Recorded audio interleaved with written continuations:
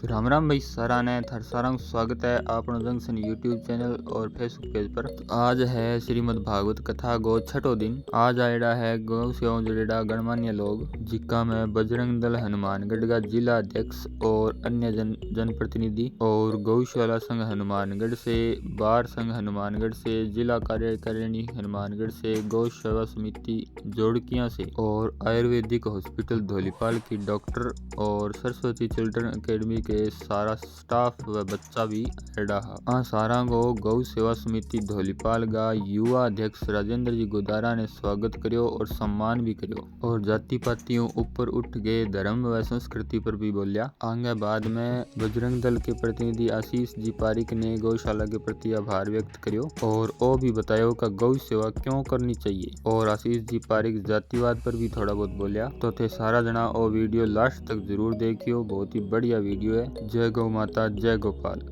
आज के हमारी गौशाला प्रांगण में पहुंचे हमारे अतिथि सुरेंद्र जी गोदारा, सनो मनीराम जी गोदारा, लादूराम जी गोदारा, सनो जयमल राम जी गोदारा,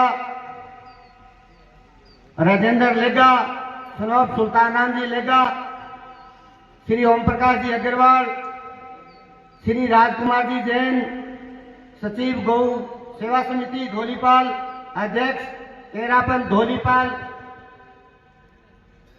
नरेंद्र जी माली, सनो नथुराम जी माली,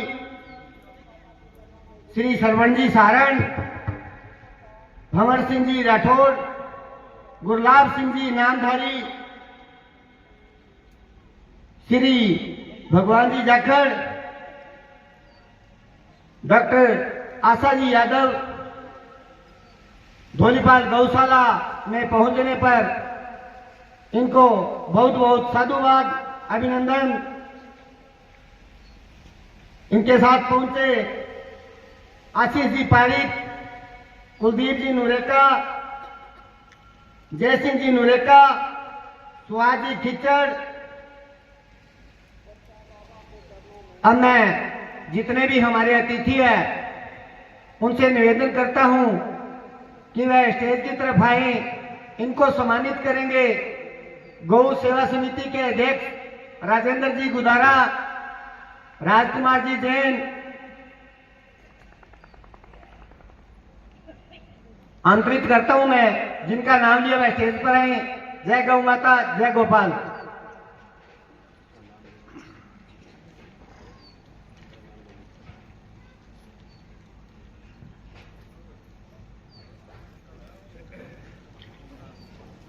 हमारे अतिथि श्री आशीष जी पारिक हनुमानगढ़ से, कुलदीप जी नुरेका, जय सिंह जी नुरेका, सुहास जी खिचड़, नरेंद्र जी माली, सुरेंद्र जी गोदारा, लादूराम जी गोदारा, राजेंद्र जी लेगा, श्री ओम प्रकाश जी अग्रवाल, महाराज जी के साथ रहेंगे। गौ सेवा समिति के अध्यक्ष राजेंद्र गोदारा आए हुए अतिथियों का सम्मान करेंगे। गुरु जी के साथ महाराज अपने कर कमलों द्वारा मोमेंटो भेंट करेंगे।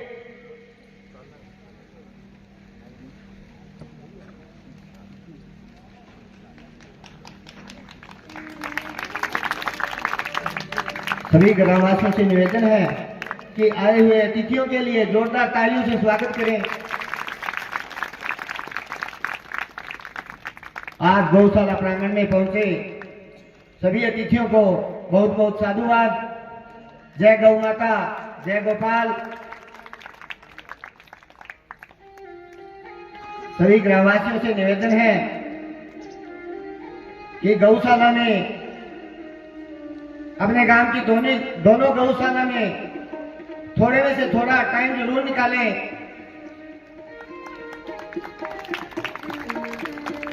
गौ सेवा समिति धौलीपाल आपका बहुत बहुत धन्यवाद करती है, आभार प्रकट करती है।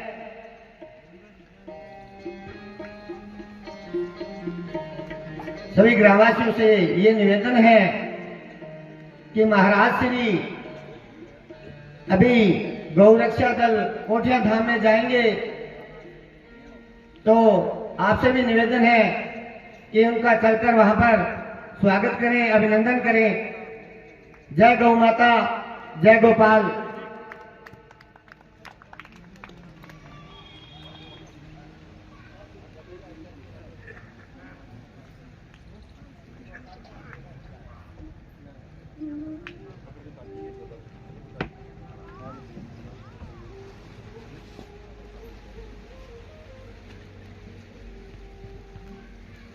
गुलाब सिंह जी नामधारी जो जोड़किया से पहुंचे हैं, गौ सेवा समिति उनका तहे दिल से आभार प्रकट करती है।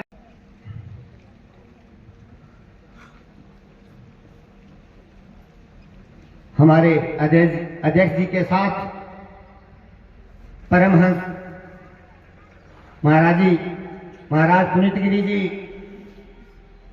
संन्यास आश्रम से महाराज मोतीगिरी जी,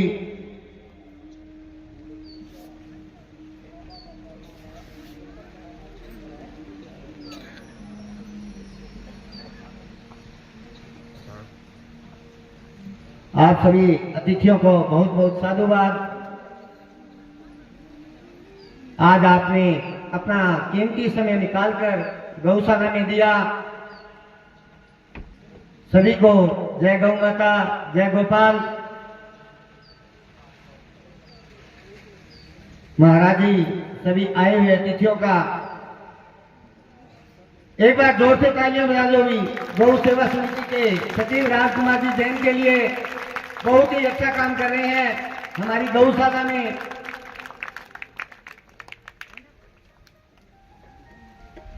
डॉक्टर आशा जी यादव, इनको भी सम्मानित करेंगे महाराज जी। अध्यक्ष जी, मैं मेरी मातृशक्ति और ग्रामवासियों से निवेदन है कि जोरदार तालियों से इनका स्वागत करें। जय गौ माता, जय गोपाल।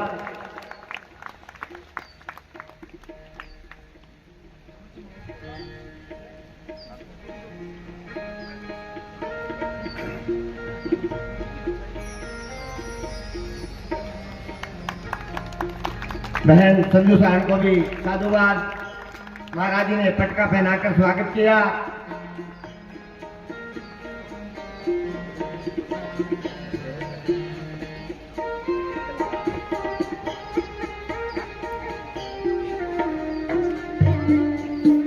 सभी ग्रामवासियों से निवेदन है कि दोनों ही गौशाला में अपना थोड़ा टाइम जरूर निकालें। अब मैं गौ सेवा समिति के अध्यक्ष राजेंद्र जी गुदारा को आमंत्रित करूंगा कि आए हुए अतिथियों के बारे में 2 शब्द बोले। जय गौ माता, जय गोपाल। जय गौ माता, जय गोपाल। सर्वप्रथम मैं व्यासपीठ को नमन करते हुए गुरु चरणों में प्रणाम करता हूँ।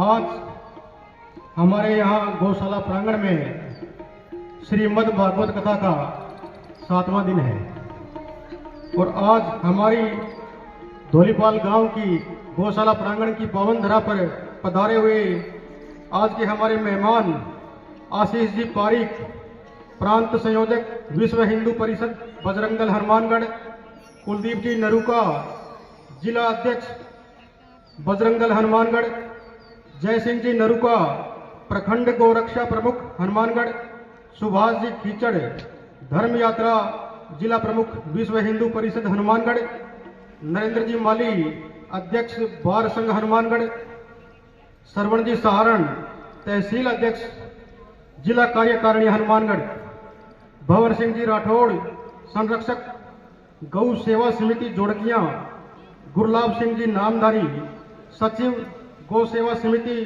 जोड़किया, श्री भगवान जाखड़, कोषाध्यक्ष गौ सेवा समिति जोड़किया, डॉक्टर आशा यादव जी, आयुर्वेदिक हॉस्पिटल धोलीपाल और सरस्वती चिल्ड्रन एकेडमी के समस्त स्टाफ और यहाँ पहुंचे हुए नन्हे मुन्ने बच्चों, आप सभी धर्म प्रेमी सज्जनों का यहाँ हमारी गौशाला प्रांगण की पावन धरा पर पधारने पर मैं आप सभी का गौ सेवा समिति धौलीपाल और पूरे गौशाला परिवार की तरफ से हार्दिक अभिनंदन और आभार व्यक्त करता हूँ। हमारे आशीष जी पारीक और कुलदीप नरूका जी, जय सिंह नरूका जी और सुभाष जी, ये सब लोग धर्म को स्वस्थ करने का काम करते हैं और घर घर ढाणी ढाणी तक हमारे सनातन की अलख जगा रहे हैं। मैं इनको दिल की गहराइयों से साधुवाद देता हूं। और ये जो लोग ढाणी ढाणी घूम घूम कर सामाजिक समरसता का जो संदेश दे रहे हैं, और इनकी कार्यशैली का मैं धन्यवाद करता हूं। इनकी कार्य काम करने की जो शक्ति है और इनका तरीका है, उसको धन्यवाद करता हूं, क्योंकि ये धर्म के साथ साथ में गौ सेवा के प्रति भी समर्पित हैं और जहां कहीं भी इनकी जरूरत हमें पड़ती है तो ये तैयार खड़े मिलते हैं। मैं इनका धन्यवाद करता हूं। और एक बार पुनः सभी यहाँ पधारे हुए धर्म प्रेमी सज्जनों का दोबारा मैं हार्दिक अभिनंदन और आभार करता हूं। मेरे पास समय सीमा की बाउंडेशन है, इसलिए मैं अपने शब्द वाणी को विराम देते हुए सभी का एक बार पुनः धन्यवाद करता हूं। बोलिए गौ माता की जय। आवाज को नहीं आए महाराज जी, बारी बारी ताली को इशारो करानी और ताली बजाना मतलब क्या हुआ, तो भजन चल रहा है तो ताली बजाए एनर्जी आ जाए शरीर में, तो चेक करो वॉल्यूम एनर्जी आ जाए। बोलिए स्वामी श्री श्री 1008 श्री पूर्णानंद गिरी जी महाराज की। मैं सभी दानदाताओं का गौ सेवा समिति धौलीपाल व पूरे गौशाला परिवार की तरफ से धन्यवाद करता हूं। और मैं अब आमंत्रित करूंगा श्रीमान आशीष जी पारीक, प्रांत संयोजक विश्व हिंदू परिषद बजरंग दल हनुमानगढ़, जो कि सामाजिक समरसता का मैसेज बड़े सुंदर ढंग से देते हैं और हमारे धर्म और संस्कृति की रक्षा के लिए वो हमेशा तैयार खड़े रहते हैं। धन्य है ऐसे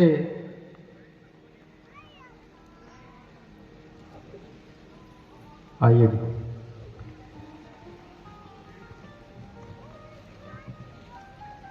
जय श्री राम। परम पूजनीय व्यासपीठ एवं व्यासपीठ पर विराजित महाराज श्री के चरणों में वंदन करते हुए सर्वप्रथम आए हुए सभी हमारे जो बुजुर्ग माताएं, बहनें एवं युवा साथियों, सर्वप्रथम तो गौशाला समिति का हार्दिक आभार है। जितना भाई साहब राजेंद्र जी अभी बता रहे थे, उतना कोई ज्यादा कार्य जो है समाज का सभी को करना होता है, तो हम भी कर रहे हैं। क्योंकि कहते हैं ना भी जब अपनों को मनुष्य तन मिला है, इस भारत से, इस धरती से अपनों ने बहुत कुछ लिया है, तो बदले में हर एक का ये कर्तव्य है कि वो कुछ न कुछ दे। तो वैसा करने का सभी प्रयत्न करते हैं और वैसा करने के अलग अलग माध्यम हैं। ज्यादा आप लोगों का समय नहीं लूंगा, क्योंकि वैसे भी व्यासपीठ में कोई भी अड़चन आनी नहीं चाहिए, ऐसा अपना मानना है। लेकिन फिर भी आदरणीय अध्यक्ष जी ने कहा है तो 2 मिनट के लिए आप लोगों का समय लूंगा। एक सीधा सा है, ये गौशालाएं अपने क्यों चलाते हैं या ये मंदिर देवालय क्यों चलते हैं, इसका सीधा सा है कि भगवान का जन्म जो होता है धरती पर, जब भी अवतार लेते हैं, तो अपनों ने एक वो श्लोक सुना है ना, अभ्युत्थानम धर्मस्य तदात्मानम सृजाम्यहम् परित्राणाय साधुनाम विनाशाय च दुष्कृताम संभवामि युगे युगे।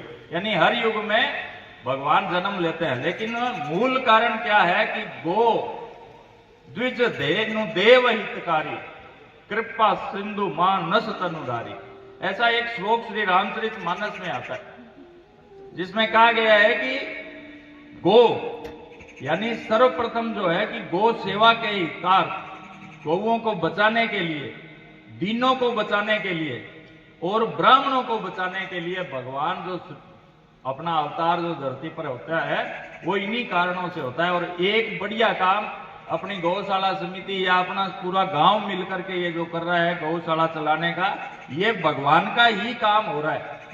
और इस काम के निमित्त हमें बिल्कुल सही बात है कि बिना पैसे के कुछ भी नहीं होने वाला।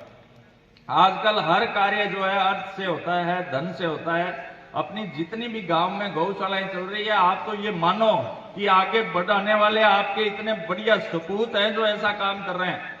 नहीं तो कई कई गांव खाली के खाली पड़े हैं, बाकी रुपया खूब लगता है लेकिन गौशाला में नहीं देंगे, ऐसा भी करने वाले लोग हैं। तो आज सभी से आग्रह ये होना ही चाहिए। दूसरा था ब्राह्मणों का। अभी क्या है, एक पिछले कुछ समय से एक वो आडंबर चला हुआ है आपस में जातिवाद का। मैं आपसे ये हार्दिक विनती कर रहा हूं, बिल्कुल हाथ जोड़ करके विनती मानिए कि ये जो जितना अपना इस जातिवाद को बढ़ावा देंगे ना, अंततः ये जो अपने आगे आने वाली पीढ़ी है ना, ये जन्म लेने से पहले 100 बार सोचेगी कि हमको जन्म लेना चाहिए या नहीं लेना चाहिए। क्योंकि ये जो सारा कुचक्र जो चला है ये काफी समय से चल रहा है। अपने किसी भी धर्म ग्रंथ में ये नहीं लिखा हुआ कि जातिवाद होना चाहिए। पहले तो 4 वर्ण ही थे, ब्राह्मण, क्षत्रिय, वैश्य, शूद्र, ये जातियां सारी बाद में आई। और उसमें भी जो मनुस्मृति है उसमें लिखा हुआ है प्रथम में ही, जिस मनुस्मृति का ये आजकल तथाकथित जो लोग हैं ये विरोध करते हैं, उस मनुस्मृति को असल में पढ़ा ही किसने? मैं भी नहीं पढ़ता, लेकिन मैंने इसलिए पढ़ा क्योंकि मुझे तो रोजाना ये जवाब देने होता है। उसमें लिखा हुआ है जन्म न जायते शूद्रा, कि जन्म से सभी शूद्र है और जैसे जैसे वो जैसे कर्म करेगा उसके आधार पे वो बनेगा कि वो ब्राह्मण रहेगा, क्षत्रिय रहेगा, वैश्य रहेगा या शूद्र रहेगा। इसलिए हमारा जो ग्रंथ है वो कोई नहीं बताता। लेकिन फिर भी क्योंकि ये कुचक्र ऐसा चला, मुगल आए या बाद में जो अंग्रेज आए, उन्होंने ये कुचक्र चलाया कि आपस में समाज जो है वो बंट के रहे। अभी भी आप देख रहे हो पिछले कुछ समय से, कुछ दिन से खूब चल रहा है। ऐसा नहीं होना चाहिए। हमारे समाज में ऐसा कभी था भी नहीं और आगे भी नहीं होना चाहिए। ब्राह्मण अगर किसी के साथ ऐसा करता तो आप ये बताइए कि ब्राह्मण की सत्ता कितने दिन चलती? ब्राह्मण ने कभी सत्ता तो ली नहीं। मैं इसलिए नहीं कह रहा कि मैं स्वयं ब्राह्मण हूं, इसलिए कह रहा हूं ब्राह्मण का ये कर्तव्य था कि वो बाकियों को बांट करके उनका सम्मान करे। इसलिए जो अपना जो क्षत्रिय जो था उसको ये कहा गया कि आप जन्मभूमि को सुरक्षित रखने का कार्य करेंगे। ब्राह्मण ने अंत में रखा क्या कि भिक्षा मांग के खाना और वो भी शिक्षा देना बिना किसी पैसे के लिए हुए। इसलिए वो ब्राह्मण जो था वो आप अभी भी अपने बुजुर्ग हैं, आप लोग हैं, पूजित मानते, इसीलिए मानते। तो आज भी आप सभी को मैं केवल एक ही ये आपसे आग्रह करना चाहूंगा, इस जातिवाद को कोई जाट नहीं, कोई ब्राह्मण नहीं, कोई राजपूत नहीं, कोई कुमार नहीं, कोई सुतार नहीं, सभी हम आपस में भाई भाई हैं और हमें ऐसा ही विचार करके आगे बढ़ना। और अस्पृश्यता जो है उससे बड़ा कोई पाप नहीं है, ये भी मन में अपने को धारणा है। ठीक है, वो कुछ कर्म थे, उसकी वजह से धीरे धीरे हम लोगों ने उसको अस्पृश्य बनाना शुरू कर दिया। ऐसा कोई धर्म ग्रंथ में लिखा हुआ नहीं था। आप सभी माताएं, आज तो सही बात यह है कि इतनी संख्या कहीं रहती भी नहीं है। आप लोग जो है ये देवभूमि है, आप ऐसे समझो धौलीपाल जो इतनी संख्या में माताएं भी हैं, बहनें भी हैं, बच्चे भी हैं, युवा भी हैं।